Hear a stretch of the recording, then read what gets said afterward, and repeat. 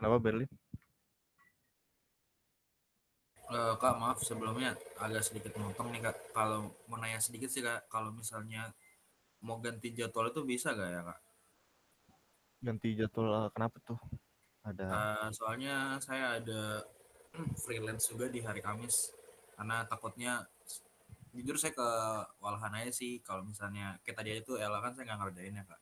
Karena ada mm, beberapa faktor yang mungkin saya ketabrak gitu sama freelance saya. kalau buat khusus ganti jadwal sih, saya nggak ada kewenangan di situ. Jadi kamu bisa nanti hubungin langsung ke hotline FT-nya. Tapi sebenarnya kalau kamu ada masalah, ya kasih tahu aja dulu ke saya khususnya kan sebagai PJ. Jadi nanti kita bisa carilah gimana solusinya. Apakah kamu ada soal lebih mudah aja gitu. Karena jujur aja sebenarnya LA yang saya kasih juga nggak terlalu membebani selama kamu ikutin aja apa yang saya kerjain dalam waktu berapa nih? Setengah jam, 1 jam, kurang. Ataupun kalau nggak ada waktu sama sekali bisa aja kontak saya di luar jam praktikum nanti saya bisa bantu. Yang penting kamu ada inisiatifnya gitu. Jadi ada kesannya kamu tertarik dengan praktikum ini gitu. Kalau masalah penilaian, menurut saya sih bisa diatur ya. Yang penting gimana antusias teman-teman praktikan sekalian untuk mengikuti materi praktikan ini ya. Begitu aja sih pesan saya. Oke, mungkin nanti bisa saya hubungin eh, Bang Berlin ini ke hotline Lefty untuk kalau mau ada perubahan jadwal, walaupun belum ada kasusnya yang seperti itu menurut saya. Tapi nantilah kita bisa resolve di luar jam praktikum. Oke, pertama dulu saya mau bahas materi kita praktikum pemrograman jaringan, teman-teman, untuk pertemuan kedua. Nah, jadi saya belum pembukaan ya. Jadi selamat datang kembali teman-teman di praktikum pemrograman jaringan untuk tingkat 4. Nah, sekarang kita ada di pertemuan kedua, yakni membahas tentang materinya itu membuat DNS sistem menggunakan Python. Nah, jadi DNS ini ada use case-nya di sehari-hari ya teman-teman. Dalam membuka web browser, dalam browsing, ataupun ya kayak sekarang ini aja kita buka Google Meet, kita pakai domain Meet Google. Itu merupakan contoh penerapan dari DNS system. Uh, Mungkin penjelasan lebih lanjutnya bisa saya jelaskan di slide-nya, tapi kurang lebih nanti kita penggunaan Python-nya sama seperti praktikum pertemuan 1, di mana ada sisi server dan sisi klien. Oke, jadi secara teori, oke, mungkin saya ingetin lagi bagi teman-teman, lagi saya ngecek gini, boleh dah teman-teman sambil ngerjain pretest post-test yang masih berasa belum kelar, saya ingetin lagi tuh, boleh tuh. Biar nanti setelah selesai saya menjelaskan, PPT ini bisa langsung kita terjun ke ACT dan cepat kelar sehingga kira-kira teman yang sibuk bisa cepat selesai praktikumnya. Oke. Untuk domain name system sendiri, definisinya adalah DNS ini adalah sistem yang digunakan untuk mengubah nama domain menjadi alamat IP yang dikenali oleh komputer. Nah, DNS ini merupakan layanan yang sangat penting dalam jaringan komputer, yakni cara kerjanya itu menghubungkan nama domain yang dimasukkan oleh pengguna dengan alamat IP address yang sesuai. Nah, kita bakal menggunakan Python untuk demonstrasi DNS ini. Dan Python ini merupakan bahasa pemrograman yang banyak digunakan untuk membuat aplikasi dalam bidang networking. Yakni dalam kali ini kita akan menggunakan bahasa Python lagi untuk membuat aplikasi demonstrasi DNS. Gitu ya teman-teman. Nah, kalau secara teori, fungsi DNS ini sendiri uh, meliputi sebagai berikut teman-teman. Jadi pertama ada menerjemahkan nama domain ke alamat IP server tujuan. Terus fungsi DNS lagi ada mempermudah komputer dalam mengidentifikasi alamat domain dari website. Yang ketiga ada menyediakan alamat IP untuk host yang terhubung dalam jaringan. Dan yang keempat ini yakni mengatur hak akses domain agar keamanannya terjaga. Jadi menerjemahkan nama domain ini, yang dimaksud itu kan seperti kita kalau membuka web browser teman-teman. Kalau kita biasanya ketik di URL address-nya di atas browser tuh nama domain ya, misalkan google.com. Nah, itu kan pakai bahasa manusia yang disederhanakan. Address sesungguhnya itu ya yang seperti kita tahu itu adalah IP address. Nah, ada tugas dari sistem domain name system ini yakni untuk meresolve atau menerjemahkan nama yang kita ketik tadi google.com bisa dirubah menjadi IP address dari web page yang kita tuju. Jadi kalau kita ngetik Google tadi, ya nanti dia bakal DNS ini bakal mencari IP address dari Google tersebut. Jadi istilahnya nggak ada tuh IP address namanya Google karena IP address ya seperti kita tahu itu biasanya rangkaian integer gitu ya angka kayak 192.168 gitu-gitu. Nah itu eh, fungsi dari menerjemahkan nama domain ke alamat IP. Terus ada lagi mempermudah fungsi DNS ini yakni mempermudah komputer mengidentifikasi alamat domain dari website. Ya, sama seperti yang kita sebut tadi. Jadi kita kalau nggak pakai DNS sistem, kebayang nggak teman-teman? Kita harus hafal semua IP address dari website yang kita mau kunjungi. Jadi kalau misalkan mau Google, oh harus IP addressnya 192.168 titik bla bla bla gitu. Kan bakal melelahkan. Jadi disederhanakan alamat addressnya menjadi sebuah nama domain yang bisa mudah diingat oleh manusia. Dan juga mudah diingat oleh komputer karena nanti ada sistem caching untuk DNS yang telah di-resolve dari sebelumnya. Oke. Lalu ada menyediakan alamat IP untuk host yang terhubung dalam jaringan. Jadi biasanya kalau ada domain itu dia ada percabangannya kan ya. Jadi dalam satu nama domain dia bisa memiliki beberapa banyak website. Nah itu contoh dari uh, penggunaan DNS juga. Jadi mempercepat pencarian web page. Terus yang terakhir adalah mengatur hak akses domain agar keamanannya terjaga. Jadi biasanya web page untuk yang admin dengan yang klien itu dibedakan ya teman-teman. Misalkan kalau kita buka e-commerce, kalau kita bikin pernah nggak sih bikin teman-teman bikin e-commerce untuk praktikum atau mata kuliah pemrograman jaringan. Nah itu kan biasanya ada di akhirnya istilahnya slash home dan slash admin gitu kan. Jadi dibedakan untuk web page yang untuk admin dengan web page untuk user. Jadi nanti kalau admin dia bisa mengatur misalkan stok di barang di e-commerce. Kalau klien dia ya cuma melihat katalog aja. Nah, itu DNS itu berfungsi juga di situ. Dia bisa membedakan, memberikan IP address yang berbeda untuk web page bagian klien dan admin. Oke, kira-kira gitu aja. Kemudian gimana sih cara kerja DNS? Jadi dari pertama ada request dari user, yakni permintaan dari pengguna. Yakni saat kita user, kita mengetikkan URL di browser, ya tadi google.com, lalu hardware kita, PC kita mengirimkan permintaan ke DNS resolver, biasanya masing-masing ISP udah ada DNS resolvernya, terus diterjemahkan nanti menjadi alamat IP address yang sesuai. Nah, setelah kita request ini, setelah kita kirim request ke DNS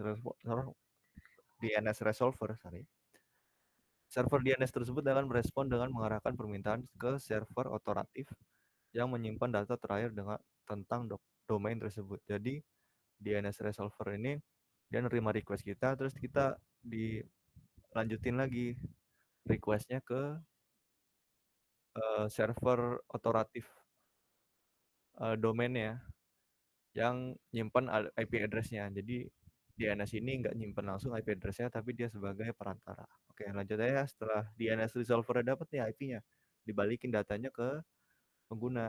Jadi dari tadi kita ngetik google.com, terus DNS resolvernya ketemu IP address-nya 192.168 bla bla bla gitu. Terus dikembalikan ke PC kita untuk dicari web page-nya begitu. Terus kemudian ada pengiriman ke perangkat pengguna.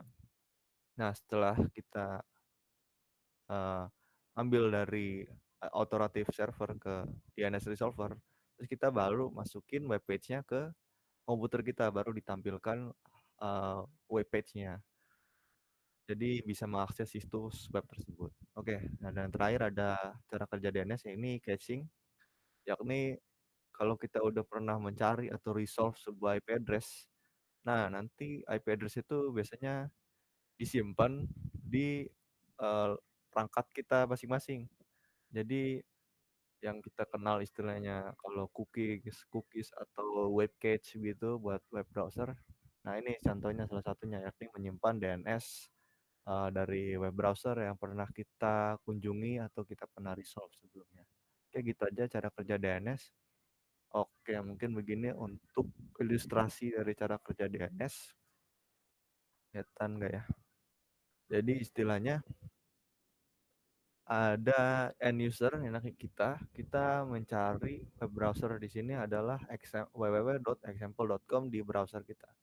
Terus nanti bakal dikirim request kita ke DNS resolver, yakni ada sebuah server DNS resolver.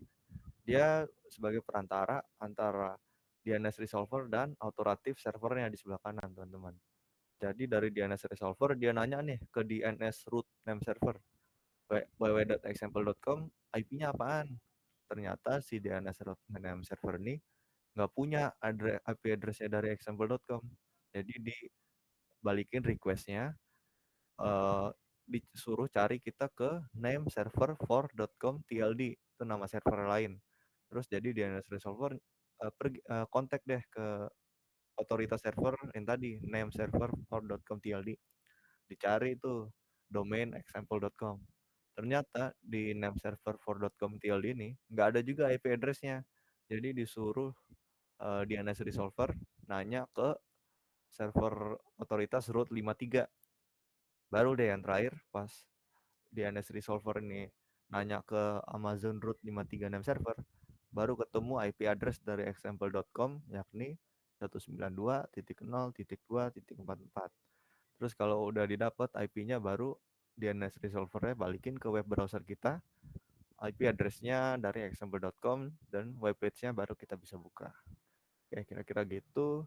Ada juga kasus lainnya di mana kalau ada web server yang udah langsung megang khusus dari otoritas untuk IP address-nya example.com, kita bisa kontak langsung tanpa DNS resolver. Jadi langsung minta aja nih example.com, langsung dihubungin ke web server untuk example.com ya.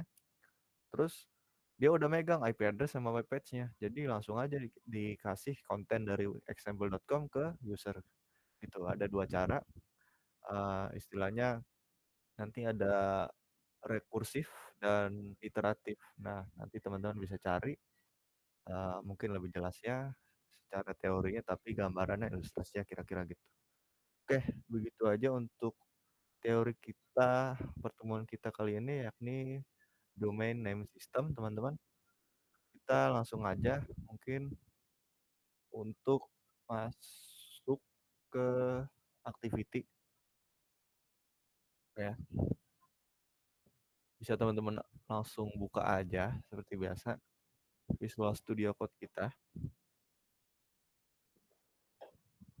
Bentar, saya buka dulu yang baru Visual Studio Code. Pastiin teman-teman seperti sebelumnya punya Python, eh,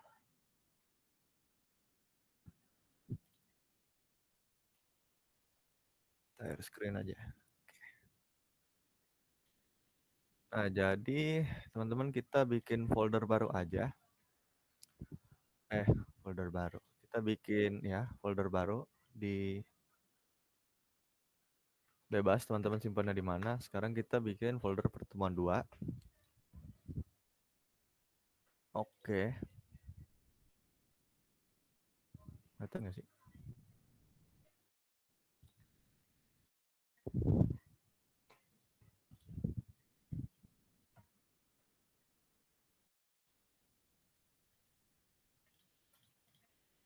Nah, kalau udah begini, kita bakal bikin sama seperti pertemuan sebelumnya. Kita bakal demonstrasiin cara kerja DNS ini menggunakan library socket dari Python, teman-teman. Jadi sama kayak kemarin, bisa kita langsung aja bikin file baru, namanya di sini apa ya?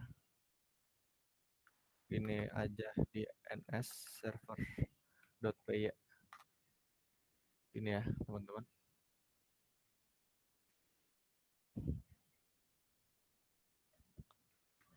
Eh, ada yang udah sampai sini?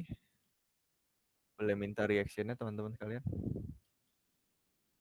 Oke ya, Yuda, Ilham, terima kasih yang udah react.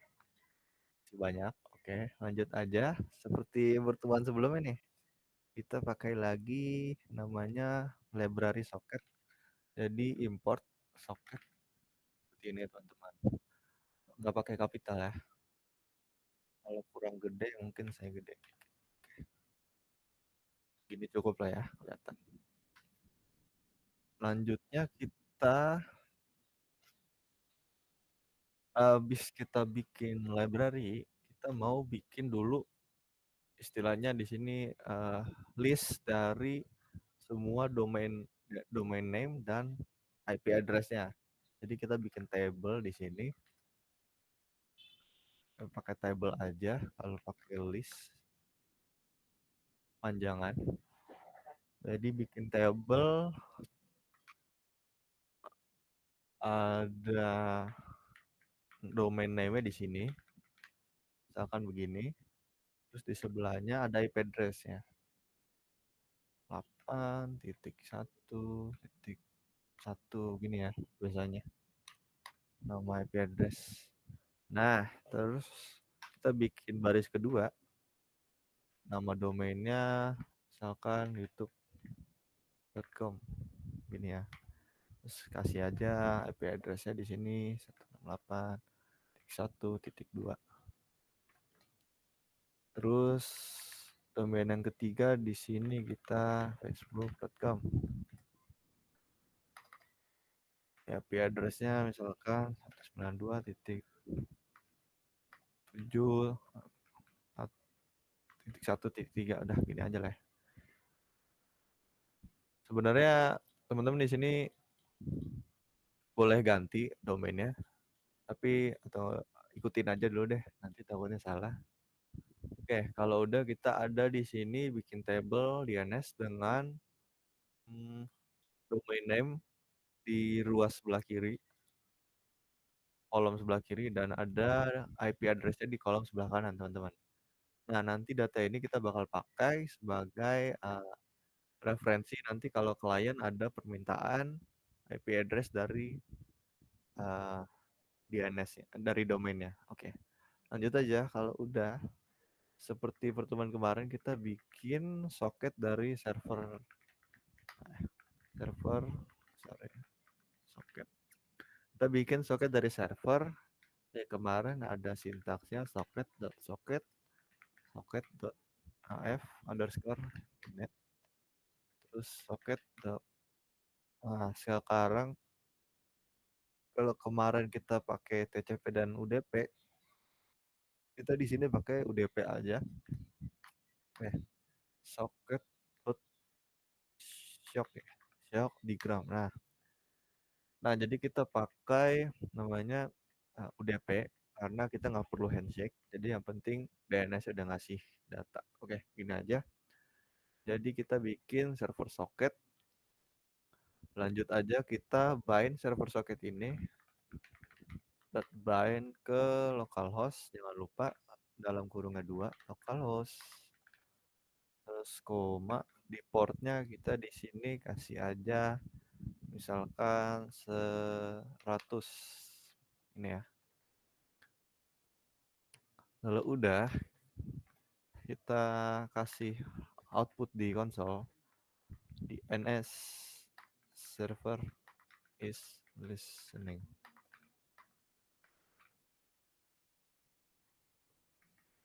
Oke.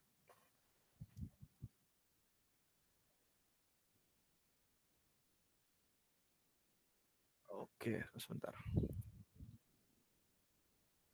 Udah sampai situ ya, teman-teman. Lanjut.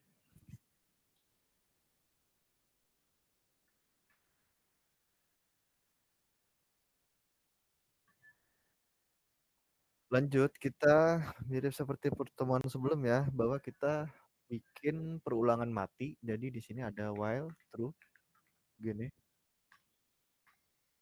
Terus kita bakal receive data dan address dari respon socket server underscore socket dot receive from. Nah, terus jadi kita ngambil data dan address dari respon di port 100 ini. Terus kita bikin domain apa variabel domain name sama dengan data dot decode. Jadi nanti kita bakal receive apa message dari klien, terus kita decode dan masukin di variabel domain name teman-teman. Terus kalau udah kita baru di sini uh, kita mencari IP address dari domain name yang dikasih dari klien. Jadi pakai if terus domain name in DNS table. Nah, jadi kita pakai di sini percabangan if di mana jikalau domain name yang kita terima dari port localhost 100 ini ada di daftar list DNS yang kita bikin tadi, kita bakal return. Nah, tapi sebelumnya uh, kita ambil dulu dari tabelnya, masukin ke variabel di sini namanya IP underscore address sama dengan DNS table dot domain name. Nah, jadi kalau apa namanya ada nama domain name di DNS table, terus kita masukin domain apa nama apa isi dari DNS table tersebut yang dengan parameter domain name ya dimasukin ke variabel IP address. Terus kalau misalkan nggak ada nih else-nya, kalau misalkan nggak ada nama domain name di DNS table kita, ya kita masukin aja IP address-nya misalkan not found gitu. Jadi kita return string nggak ketemu domain name is not found. Oke, gini ya. Terus kalau udah selesai percabangan, kita bakal kirim balik hasil pencarian IP address di DNS table kita kembali ke port 100 localhost. Jadi server underscore socket dot send to IP underscore address di encode dulu dengan UTF-8 atau nggak usah. Oh nggak usah. Dan kasih address dari server ini sendiri. Oke, kira-kira begini teman-teman untuk codingan kita. Untuk codingan file DNS server. Bisa teman-teman ikutin dulu. Saya kasih waktu sampai 12.23.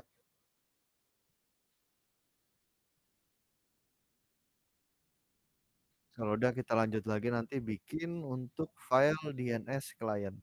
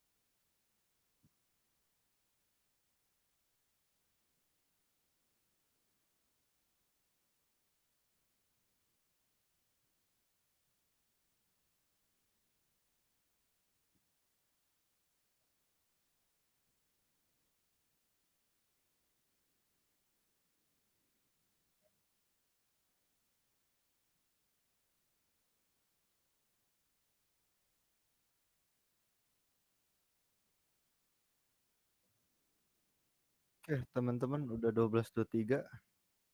Gimana, udah selesai kah ikutin codingannya? Boleh minta reaction-nya.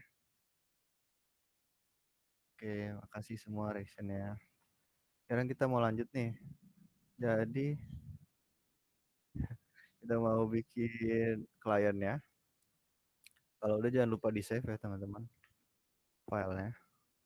Oke, jadi pertama kita bikin di sini DNS client.py.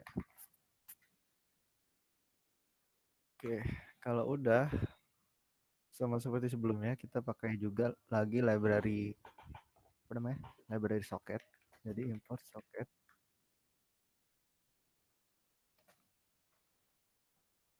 Aduh. Tapi karena di sini kita pakai apa namanya tadi? Protokol UDP. Jadi kita nggak perlu bikin soket klien teman-teman. Kita nggak perlu connect soket klien ke localhost 100 tadi. Jadi sekarang caranya kita bikin dulu variabel server underscore IP underscore address sama dengan localhost ini ya. Terus ada lagi nanti variabel domain name sama dengan, nah ini domain name variabelnya adalah domain name yang kita mau cari nama domainnya, IP addressnya di file DNS server tadi teman-teman. Jadi kalau kita nyoba pertama dulu kita masukin aja dulu di sini www.google.com gini ya. Nah, jadi kita nanti mau cari domain google.com ini di tabel DNS table di DNS server tadi teman-teman. Itu. Oke, lanjut aja kita sekarang kita bikin soket kliennya dulu. Jadi client underscore socket sama dengan socket.socket seperti biasa ya. Sintaksnya socket.af underscore init koma dia pakai socket.shock underscore digram ini ya. Ya begini. Kita inisialisasi dulu client socket kita. Terus kalau udah kita bikin begini, berarti udah ada socketnya. Kita nggak perlu client socket.connect, tapi kita langsung aja kirim domain name kita ini. Kita kirim domain name ini ke file DNS server. Jadi caranya client underscore socket dot send to, kita kirim variabel domain name, terus kita encode dulu, nggak usah pakai UTF-8, terus kita kirimnya ke server IP address di portnya tadi 100 ini ya. Jadi kita kirim nama domain name Google ini di encode ke server IP address di port 100. Server IP addressnya tadi di localhost gitu ya. Nah, jadi sesungguhnya nanti kita kalau di sini kita masukin IP address dari DNS resolver. Nah, DNS resolvernya di sini kita ada di localhost port 100 yakni DNS server ini. Kira-kira gitu gimana? Ya, ya bener kan? Localhost 100.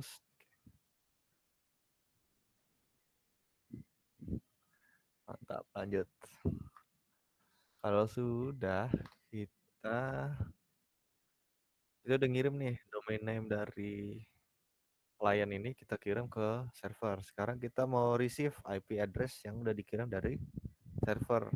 Jadi responnya apa sih? Hasil pencariannya response. Salah. Response ini ya. Terus begini, coba ikutin aja dulu ya. Nah, jadi responnya kita terima itu client socket.receive receive from ya, 2024. Jadi dia bakal nerima respons dan address tadi yang kita kirim dari server. Terus dimasukin ke variabel response dan underscore ini. Oke, lanjut aja. Kita decode hasil apa namanya? Hasil respon dari server. Yakni tadi kita bikin variabel baru namanya IP address. Terus kita decode response tadi. Jadi response decode. Nah, jadi IP address yang dikirim dari DNS server kita decode dan masukin ke variabel IP underscore address gitu ya. Baru deh kita output hasilnya. Jadi di sini alamat IP dari gimana masukinnya? Dari domain name. Nah, alamat IP dari domain name di atas ini adalah di sini kita bikin IP underscore address. Masukin variabel nih. Oke. Ya, kira-kira begini aja teman-teman untuk codingan DNS klien kita. Ya, udah bener setelah saya. Gimana teman-teman udah sampai sini semua? Atau saya kasih waktu 2 menit, 2 menit. Kasih waktu 2 menit biar teman-teman biar ikutin dulu, ketik ulang. Sekaligus saya ngecek sini.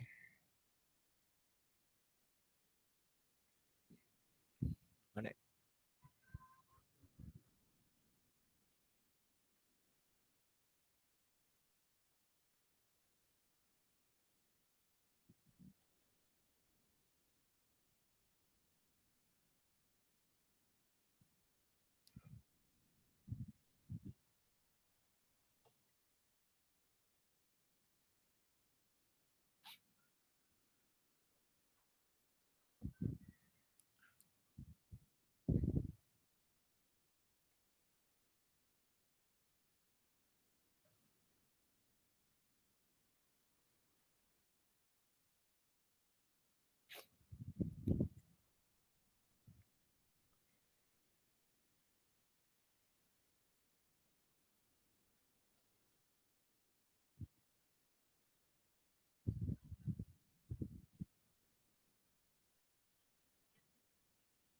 Oke, udah 2 menitan lah ya. Kalau udah begini teman-teman, seperti biasa kita jalanin codingannya. Jadi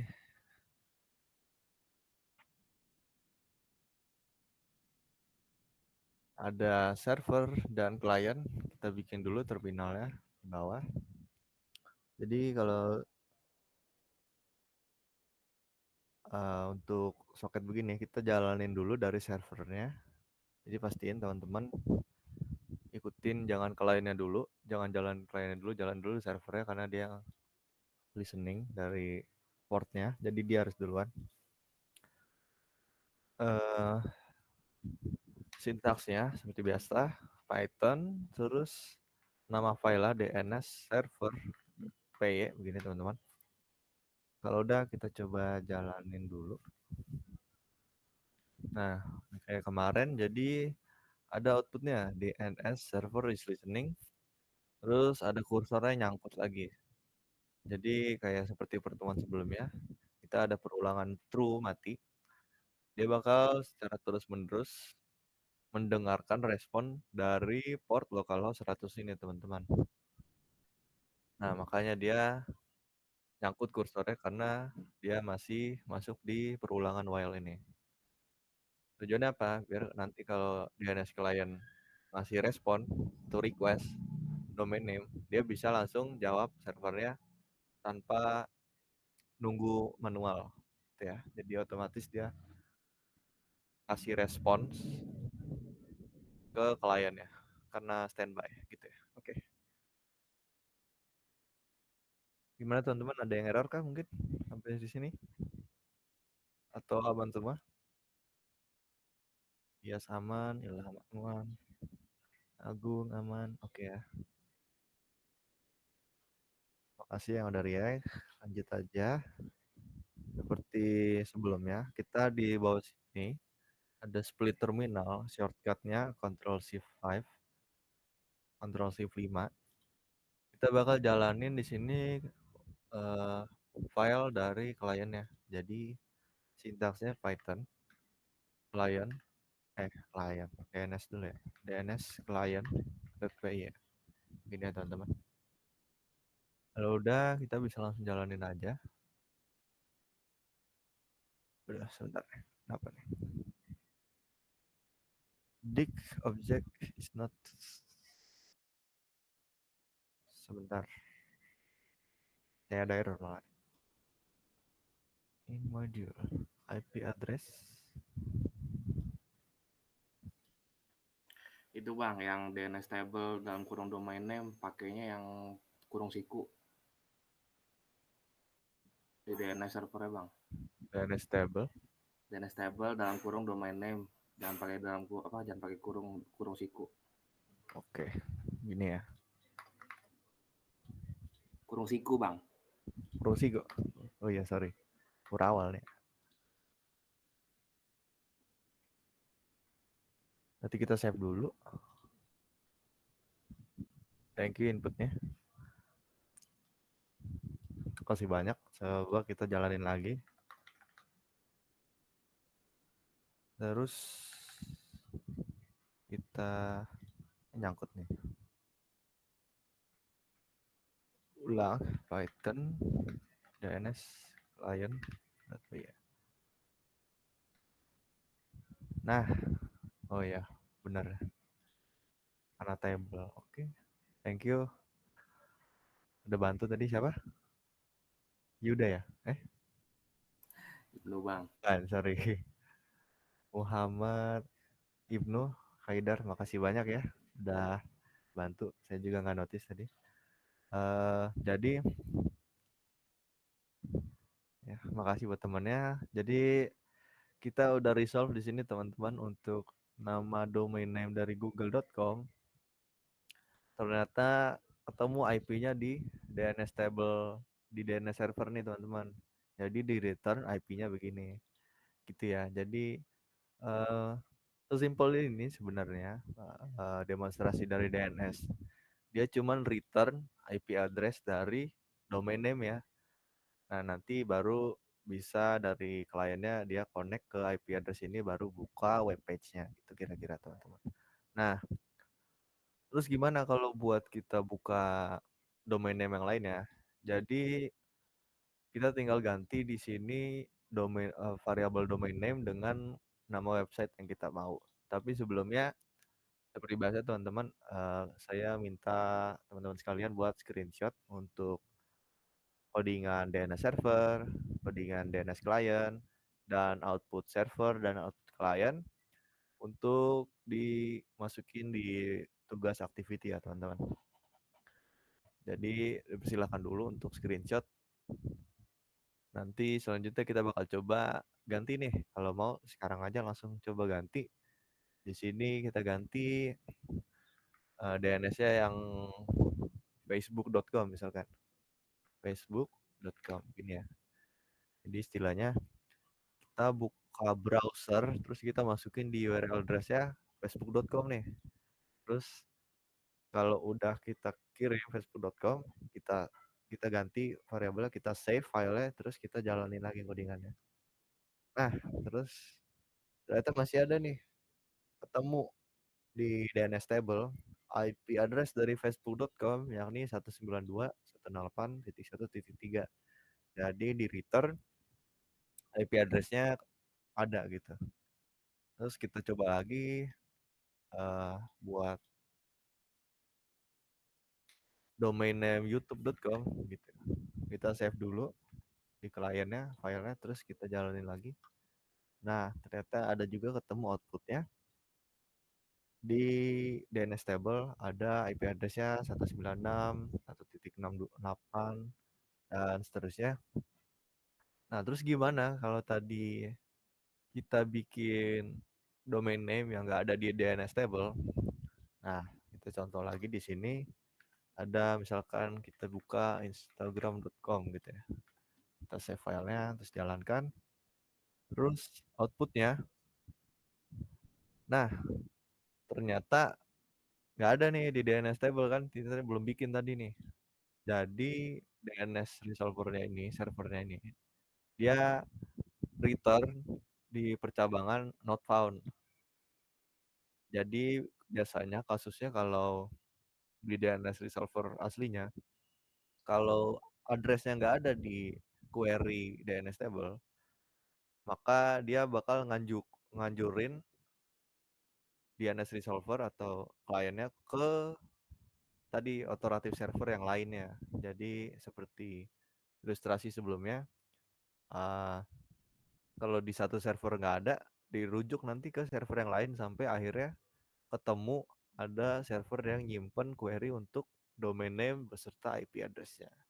Gitu ya teman-teman, untuk teknologi domain name system yang sebenarnya relatif digunakan untuk kebutuhan kita sehari-hari. Oke, kalau udah bisa diikutin sampai begini. Jadi semuanya di coba Google, YouTube, Facebook. Kalau mau teman-teman juga ganti IP address-nya. Kalau udah sampai sini bisa di screenshot outputnya aja kalau tadi udah codingannya. Terus jangan lupa ikutin format activity biar mempermudah penilaian. Oke, ada dari Bang Berlin nih. Kenapa Bang? Saya ada kendala Bang di line 22 katanya sih syntax error invalid non portable karakter. Saya Nah, screen aja kali ya. boleh. Bentar ya. Saya nambah Gmail bentar. Oke, ditunggu. Langsung share screen aja.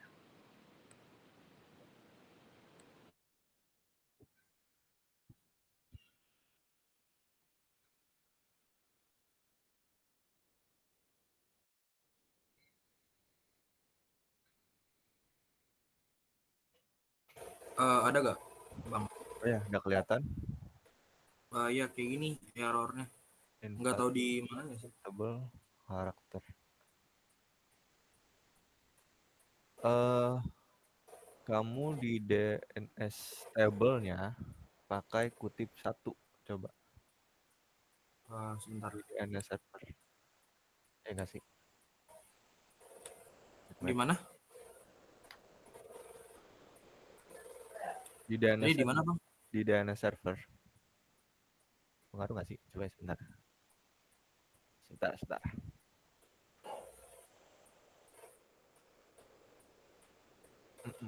Boleh error Ber? Kenapa? No. Coba lihat errornya yang di terminal. Wait. Gua jalan lagi. Outputnya udah keterima.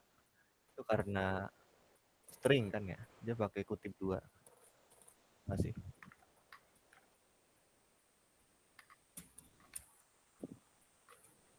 Kayak gini errornya. Nggak pengaruh ya. Bentar. Encode domain not on.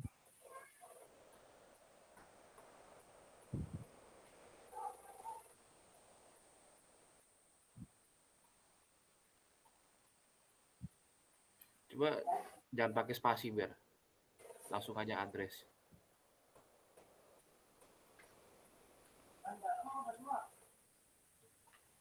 Coba luran lagi. Apa pengaruh ya Pak? Kan dia di luar kurung.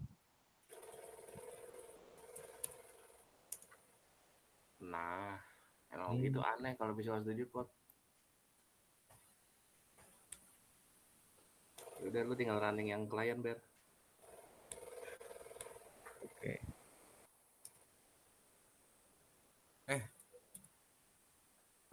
Python.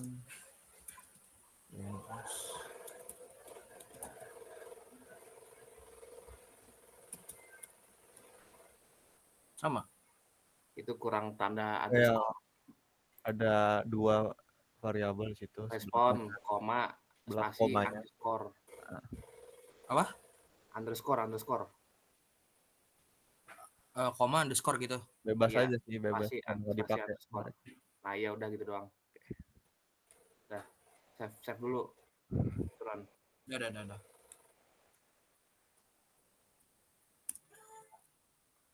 Bang, lo boleh nanya bang? Oke, boleh. Iya, matiin subscribe dulu bentar, makasih ya. Tapi udah Lu bisa. dulu. Oh, coba dulu. Oh, coba dulu. Udah bisa Oh, belum? udah. Udah aman ya? Oke. Oke, makasih tuh. Kenapa bang? Piton gue bang ya? Ntar bang ya. Iya. Jadi tadi apaan tuh? Bingung gak? Apa ya? Si Berlin tadi spasi di mana? Agak bang, dia ya bukan pakai ini, jadi dia kayak typing di terminal gitu. Bukan yang biasanya. Jalanin codingannya. Iya Apa, di bang? tulisnya. Apa bang ya? Piton gue gini terus bang ya? Dari tadi gue udah salah ulang ini.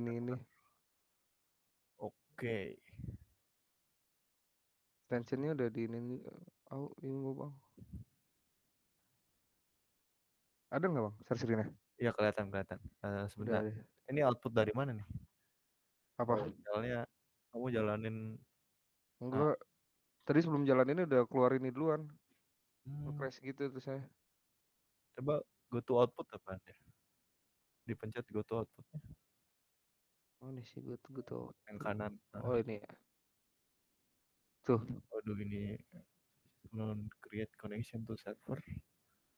Pending response rejected since connection got disposed. Kita cari coba. Troubleshoot. Buat kode Python -32097. Sebentar.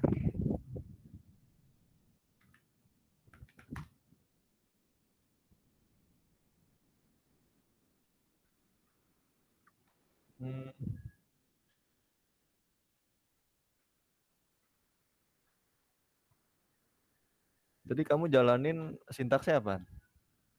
Yang mana? Yang Di kamu sini. belum jalan. Belum jalan bang. Dari tadi ngakalin itu dulu bang. Kagak bisa. Kalau close saya PowerShell nggak bisa. Apa? Coba dok, langsung dok. Langsung. Python. Mana ini? Itu Lu tulis iya. coba tuh. Lu tulis Python. Nah, DNS server. .py. kalau belum jalanin coba aja dulu coba. Betul bisa. Bisa Itu tiba-tiba. ada spasinya kayak tadi. Enggak tuh tiba-tiba bisa tadi kagak bisa sumpah. Enggak, itu hapus dulu Iya. spasinya. Lain dua-dua. Nah, Oke. coba Save dulu. Di save dulu, Ctrl S. coba ulangin. Nah, itu bisa. Berarti nggak kepake sebenarnya, cuman Lu coba yang klien. Tadi gue di bikin terminal baru, Bang. Oke. Coba Python client DNS client.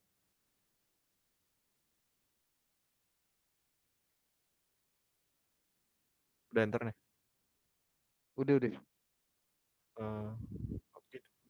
Nggak ada outputnya. Iya.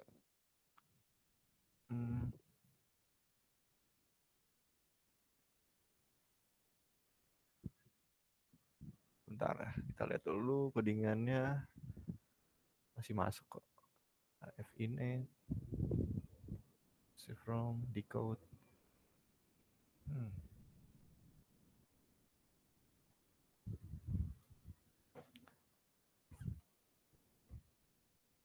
Coba kamu sebelum bikin client socket di line 6 coba. Enggak. Di sini.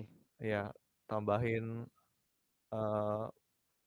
print F aja gitu. Enggak di sebelumnya, di awal banget bikin line baru. Coba kita troubleshoot dia masuk ke situ enggak? Print F gini. Enggak. Print dalam kurung F. Coba dulu bang. Mana bang? Coba. Kurung. Troubleshoot aja. Terus kutip tes gitu. Gitu.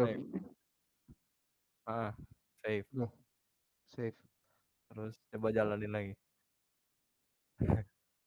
Ke troubleshoot aja. Masuk gak dia? Nah, berarti Masuk. Line 10.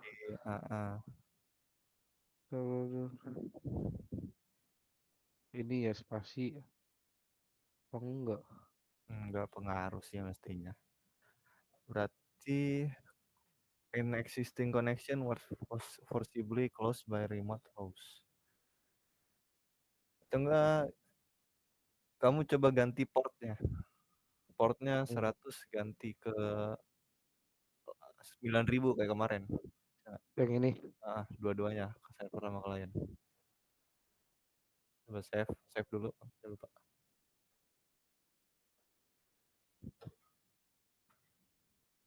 Coba lu close semua terminal yang udah kebuka, Dok. Bukan begini, maksudnya lu matiin atau Tadi belum mati itu masih close. Buka terminal, terus di sebelah kanan Itu power sebelah cell-nya. kanan tuh ya, sebelah kanan power cell, Oh, layar yang sampah semuanya. ini terminal lagi coba. Yang server dulu ya. Harus ganti port nih. Coba apa lanjut. Udah ya? Iya, lanjut bikin kliennya.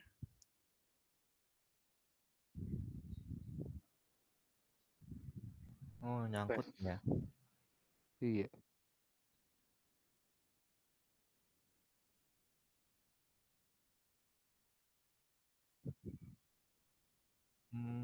Mana ya? Berarti nyangkut dia di setelah tes itu. Dia gagal ngirim datanya kali.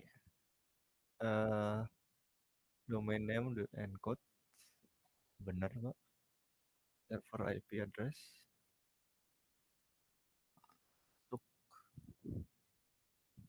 .af.inet. Tapi pertemuan kemarin bisa kah kamu? Bisa. Tapi tadi yang itu tiba-tiba kayak gitu tadi. Di sininya udah nggak ada. Saya cek Python version tadi nggak ada. Saya install lagi, saya install ulang lagi tadi. Oh, install ulang lagi. Iya. Soalnya tadi dicek Pythonnya nggak ada. Terus Tapi nggak bisa sekarang udah ada. Udah ada, bisa install ulang lagi. Wah. Coba VS Code-nya di restart aja dulu. Udah restart belum tadi? Sebelum install ulang. Udah.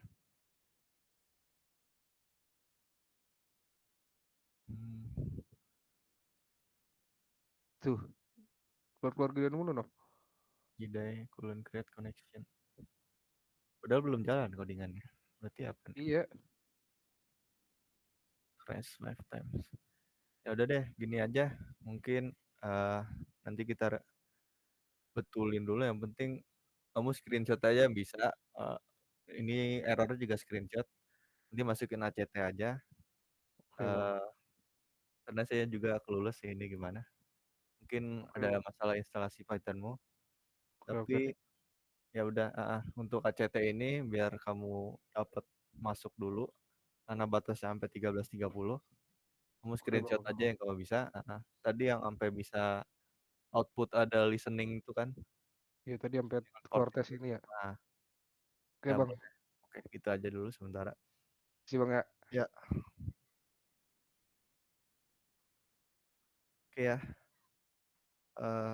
Sebentar makanya saya mau balik lagi bahas tentang activity dan LI-nya karena ada satu teman-teman yang saya mau tambahin. Jadi untuk activity kita untuk pertemuan dua kali ini saya mau nambahin dikit. Jadi saya kasih soal di sini. Menurut teman-teman apa sih fungsi utama dari DNS tadi dalam jaringan komputer gitu? Simpel aja jawabannya. Menurut bahasa kalian sendiri boleh. Tadi dari penjelasan saya kan udah panjang lebar tuh ya. Adalah kira-kira nyangkut satu kata dua kata. Nah, boleh ditulis. Terus baru kalian kasih screenshot program tadi, codingannya, outputnya, sama hasil output dari kliennya tadi. Oke. Itu untuk activity. Mau diingat teman-teman, jadi sampai 13.30 aja. kalaupun ada memang yang kendala, misalkan koneksi nih, Gimit tadi nggak stabil, terus kalian udah terlambat dikit. Nah, saya masih kasih kelonggaran, yang penting kalian kabarin saya di WhatsApp, saya terbuka kok. Eee, yang penting kalian udah berusaha ngerjain sih, itu sih menurut saya tujuan dari saya pribadi. Oke, begitu untuk activity, teman-teman bisa screenshot atau langsung tulis saja di activity teman-teman sekalian. Lanjut kita mau bahas laporan akhir. Jadi laporan akhir ini di luar jam praktikum seperti biasa. Iya ya, jadi aku mau ingetin lagi teman-teman, bisa di-screenshot aja nih langsung. Kalau LA itu biasanya 5 hari ya teman-teman, jadi 5 hari ke depan sampai tanggal 22 itu hari apa tuh? Tanggal 22 tuh hari Sabtu, Sabtu, hari Selasa ya. Jadi teman-teman bisa ngumpulin laporan akhir ini sampai hari Selasa jam 12 malam atau jam batal maksimalnya itu hari Selasa malam. Jadi hari Rabu udah nggak bisa ngumpul lagi. Tapi Rabu apa malamnya hari Selasa masih bisa. Nah, soalnya di sini adalah dua. Jadi ada tadi istilah query DNS secara iteratif dan rekursif. Nah, saya mau teman-teman sekalian searching apa tuh bedanya antara query DNS iteratif sama rekursif. Terus kasih contoh skenario penggunaannya. Tadi saya udah kasih contoh sebenarnya buat ilustrasi tadi. Ada di mana query DNS iteratif, terus ada juga query DNS yang rekursif. Kira-kira bedanya apa, penggunaannya kapan gitu ya. Nah, contoh skenario penggunaannya seperti apa. Lanjut juga soal keduanya, yakni saya minta teman-teman jelasin satu persatu codingan dari hasil screenshot activity.